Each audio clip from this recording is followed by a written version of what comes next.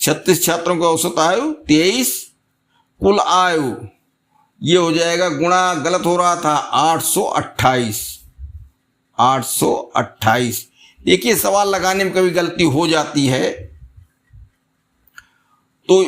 और 4 छात्रों की, 4 छात्रों की कुल आयु बराबर क्या हुआ, 4 गुणे 22, 22 चौक 88। इसलिए 36 ऋण 4 बराबर 32 छात्रों की कुल आयु बराबर कितना है, 828 में से 88 माइनस करो तो 8 में से 8 गए 0, 12 में से 8 गए 4, और यहां कितना बचा,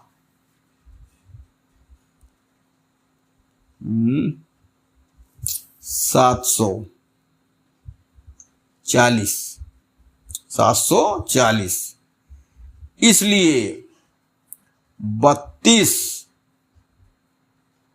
की औसत आयु बराबर 740 बटे 32। अब यहां 32 के 32, 32 दुनाई 64, 10 आ गया और ये 0 ले लो, 100, 32 तिहाई 96, दशमलव लगाओ 4, 4 के बगल 0, 32 के 32 बराबर 23.1 वर्ष। ये ऑप्शन नंबर डी सही है। इतना भाई गलत है, इसको काट दे रहे हैं, इतने में समझ लो। वो जो 768 हो रहा था वो होना चाहिए था 828, ठीक, वही गलत कर दिया था और बाकी सब ठीक है। एक कक्षा की परीक्षा में 5 छात्रों के प्राप्तांकों का औसत 39.20 है। 5 छात्र हैं और उनका औसत प्राप्तांक 39.20 है। उनमें से 3 के प्राप्तांकों का औसत 41 है। देखिए 5 छात्र हैं और 39.20 सबका औसत है, फिर उसमें से 3 छात्र ऐसे हैं जिनके प्राप्तांकों का औसत 41 है। अब 2 छात्र बचे होंगे, शेष 2 छात्रों के प्राप्तांकों का औसत ज्ञात कीजिए। ऐसा करें कि 5 छात्रों का कुल प्राप्तांक निकाल लें और 3 छात्रों का कुल प्राप्तांक निकाल लें, क्योंकि औसत दिया गया है। 5 में से 3 का प्राप्तांक घटा दें, 2 छात्रों का प्राप्तांक बचेगा, उसको 2 से भाग देकर उनका औसत निकाल लेंगे। तो 5 छात्रों का औसत प्राप्तांक हम नहीं लिख रहे हैं, 39.20, इसलिए कुल प्राप्तांक बराबर 39.20 गुणे 5। 5 0, 5 दुनाई 10 के 0 और 5 9 45 1 46 और 5 तिहाई 15 4 19। ये दशमलव कहाँ लग जाएगा, 2 अंक पर, बराबर 196। ठीक। 3 छात्रों का, 3 छात्रों का औसत बराबर 41, इसलिए कुल मान या कुल प्राप्तांक 41 गुणे 3, 3 के 3, 3 चौक 12, 123। ठीक, तो 3 के कुल मान ये आ गए, इसलिए शेष 2 छात्रों का प्राप्तांक कितना हुआ, 196 में से 123 घटा दो, 6 में से 3 गए 3 और 9 में से 2 गए 7, ये कट गया, बराबर 73। इसलिए औसत 2 है, 73/2, 2 तिहाई 6, 2 छक 12, 1 2 पंचे 10, 36.5। ऑप्शन नंबर बी सही है। किसी फर्म के पुरुष कर्मचारियों का औसत वेतन 5200 रुपये था, महिला कर्मचारियों का 4200। ठीक, यदि सभी कर्मचारियों को मिलाकर औसत वेतन 5000 हो तो महिला कर्मचारियों का प्रतिशत क्या है, महिला कर्मचारी कितने प्रतिशत हैं।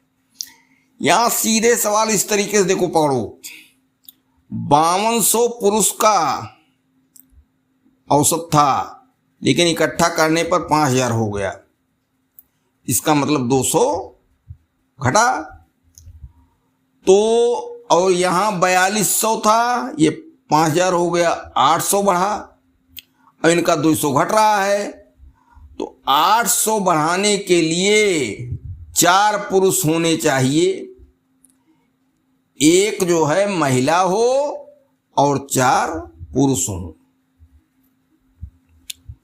4 पुरुष और 1 महिला, समझो बात को। ये चारों पुरुष 200 रुपये औसत कम हो रहा है, 4 गुनाई 800 दिए, एक महिला इसमें जो थी 4200 में 800 जुड़ा तो 5000 उसका हो गया। कहने का मतलब कि 4 पुरुष और 1 महिला का अनुपात है, 4 पुरुष 200 गुणे 4 बराबर 800, ठीक, और 4200 प्लस 800 बराबर 5000, ये हुआ। और यहां 800 ये 4 पुरुष दिए तो हुआ, और ये 800 जुड़ा। इस तरह पुरुष अनुपाते महिला बराबर 4:1, योग बराबर 5। ठीक, तो चूंकि 5 कर्मचारियों में 1 महिला, इसलिए 1 कर्मचारी में 1/5, इसलिए 100 कर्मचारी में प्रतिशत बताना है, 1 गुणे 100/5, 5 विषयम 100 बराबर 20%। Option number B. अब रुकिए, अब कहोगे क्यों ऐसा बैठाया गया। देखिए, कोई जरूरी नहीं कि औसत के नियम से ही सवाल लगाया जाए। 5200 पुरुष कर्मचारी वेतन था और 4200 महिला कर्मचारी का। जब दोनों मिला के औसत निकाला गया तो 5000 हुआ। इसका मतलब 200 रुपये इनका घटा और इसका 800 बढ़ा। तो 800 बढ़ने का मतलब क्या हुआ, 200 के हिसाब से 4 लोगों के पास से आए इनके पास। कहने मतलब महिला का वेतन 4200 है और इसका 5000 हो रहा है, तो 800 बढ़ रहा है। और एक पुरुष का 200 कम हो रहा है, तो एक पुरुष ने 200 दिया, 2 पुरुष ने दिया तो 400 हो गया, 3 पुरुष ने दिया तो 600 हो गया, 4 पुरुष ने दे दिया 4 दूनी 800। कहने का मतलब कि एक महिला के साथ में 4 पुरुष लग रहे हैं तभी औसत 5000 बन रहा है। तो पुरुष 4 पुरुष और 1 महिला कर्मचारी, ये अनुपात बना। ये चारों लोग 200 दिए 800 और 4200 में 800 ये जुड़ा 5000 हुआ। तो तय हो गया पुरुष और महिला अनुपात क्या है, 4:1। तो कुल कर्मचारी कितने हुए, 5। भाई कर्मचारी तो कुल जोड़े ही जाएंगे, 4 पुरुष और 1 महिला 5। तो 5 कर्मचारियों में 1 महिला। ये पूछा है महिला कर्मचारियों का प्रतिशत क्या है, तो कुल कर्मचारियों में लिया जाएगा ना। तो 5 कर्मचारियों में 1 महिला, इसलिए 1 कर्मचारी में 1/5, इसलिए 100 कर्मचारी में तो 100 से गुणा हो गया 1/5 में। 5 भी सही, हम 120%। ऑप्शन नंबर बी सही। इस तरह से सवाल लगाया जाए। एक महाविद्यालय के 132 विद्यार्थियों के अंकों का औसत 40 है। 132 छात्र हैं, औसत अंक जो है वो 40 है। यदि उत्तीर्ण हुए विद्यार्थियों का औसत 42 है, उत्तीर्ण हुए विद्यार्थियों के अंकों का औसत कितना है, 42 है, तथा अनुत्तीर्ण हुए विद्यार्थियों के अंकों का औसत 20 है, तो उत्तीर्ण हुए विद्यार्थियों के कुल अंकों तथा अनुत्तीर्ण विद्यार्थियों के कुल अंकों का क्रमशः अनुपात क्या होगा। ठीक, अच्छा चलो भाई, 132 विद्यार्थी हैं कुल और अंकों का औसत 40 है। यहां फिर वही दशा हुई कि उत्तीर्ण विद्यार्थी का अंक जो है वो 42 है। जब औसत है समझो 42 है, और जो फेल हुए हैं उनका औसत 20 है। तो उत्तीर्ण विद्यार्थी के लिए औसत से 2 अंक बढ़ा, और यहां अनुत्तीर्ण वाले कितने हो गए, 20। तो एक लड़के ने 20 अंक दिया अनुत्तीर्ण वाले ने औसत में, तो क्या हुआ, एक लड़का अगर अनुत्तीर्ण होता है उसके बदले 10 लड़के पास होते हैं। ठीक, अरे 20 नंबर हुआ ना, तो 2 नंबर तो 40 से बढ़ा है, 42 हुआ है, तो 10 दूनी 20। तो क्या हुआ, 10 उत्तीर्ण अनुपात 1 अनुत्तीर्ण।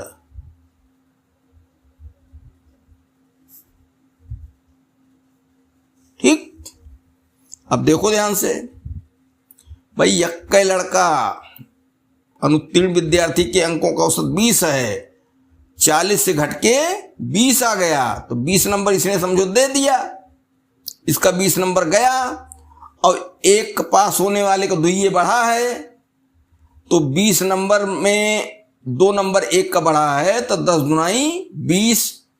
एक लड़का फेल होता है तो 10 लड़कों का 2 नंबर बढ़ा, इसका मतलब 10 उत्तीर्ण लड़के और 1 अनुत्तीर्ण। ठीक, तो कह रहा है कि विद्यार्थियों के कुल अंकों तथा अनुत्तीर्ण हुए विद्यार्थियों के कुल अंकों का क्रमशः अनुपात। उत्तीर्ण हुए विद्यार्थियों के कुल अंक, अनुत्तीर्ण हुए विद्यार्थियों के कुल अंक हमको निकालना है, वही अनुपात देना है। कितने हैं, 132, ठीक। तो ये 10x उत्तीर्ण और ये x अनुत्तीर्ण,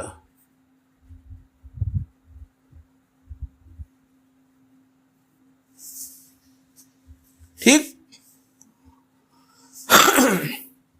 कुल कितने हुए? 10x धन x बराबर 11x, ठीक। तो 11x बराबर 132। तो 11 एक के 11 दुई 11 दुनाई 22, तो x बराबर 12। इसलिए उत्तीर्ण संख्या बराबर x बराबर 12 आ गया ना, तो 10 गुणे 12 बराबर 120। और अनुत्तीर्ण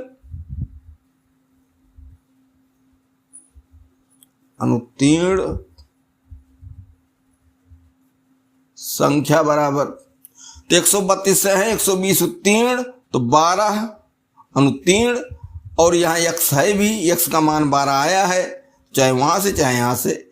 अब क्लियर हो गया कि उत्तीर्ण लोग 120 हैं, अनुत्तीर्ण 12 हैं। तो उत्तीर्ण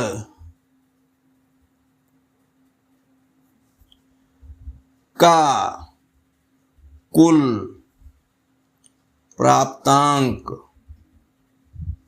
बराबर कितना औसत है? 42, और हो रहे हैं 120।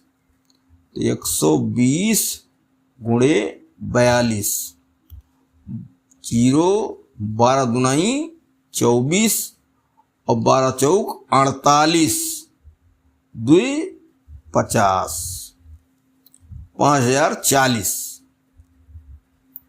अनुत्तीर्ण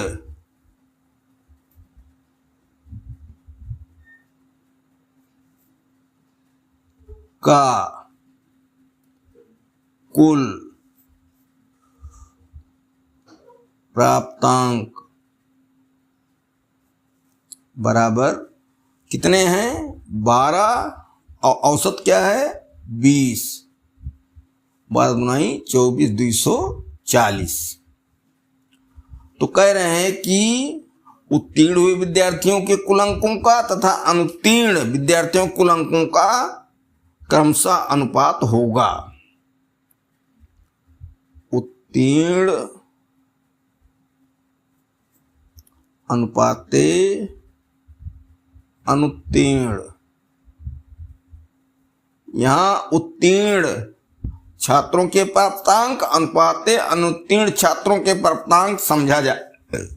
तो ये कितना था? 5040 अनुपाते 240, 0 0 कट गया। और अब ये 2 से काटो 12, और 2 से 25 और 2, 252 अनुपाते 12 आ रहा है। 4 से कटेगा, 4 छक 24, 4 3 12, हाँ 4 छक 24, 4 तिहाई 12 और 4 तिहाई 12, 3 से कट गया, फिर 3 के 3 और 3 दुनाई 6, 3 के 3, तो 21 अनुपाते 1, 21 अनुपाते 1, ऑप्शन नंबर ए। देखिए फिर से समझ लीजिए, 40 सबका औसत है, फेल पास सबका। फिर कह रहे हैं कि पास वालों का 42 औसत है और फेल वालों का 20। अब देखिए 40 से 2 अंक इसका बढ़ा, और फेल वालों का 40 से 20 अंक कम हुआ। इसका मतलब क्या हुआ? अगर एक फेल होता है तो समझो वो 20 नंबर फालतू कर देता है और एक लड़के को 2 नंबर मिलता है पास वाले को ज्यादा, तो 2 दामा 20। इसका मतलब कि एक फेल लड़का 10 उत्तीर्ण लड़कों को 2-2 नंबर दे रहा है। तो हम क्या हुआ, उत्तीर्ण लगेंगे 10, अनुत्तीर्ण लड़का लगेगा 1, अर्थात एक ही अनुत्तीर्ण हो जाए, फेल हो जाए तो 10 लड़के उत्तीर्ण हो जाएंगे, उनको 2-2 अंक का फायदा मिल जाएगा। तो अब ये तो अनुपात हुआ, तो 10x उत्तीर्ण और ऐसा अनुपात अपना रखो x अनुत्तीर्ण, तो कुल कितनी संख्या हो गई, 10x धन x बराबर 11x, और कुल संख्या वास्तव में है कितनी, 132, तो x बराबर 12। अब x का मान रख दिए 12, 12 धम्मा 120, ये उत्तीर्ण हो गए और अनुत्तीर्ण 12 हो गए। अब इनका औसत दिया है तो 120 उत्तीर्ण है, उनका औसत 42 है, तो 5040 हो गया कुल अंक।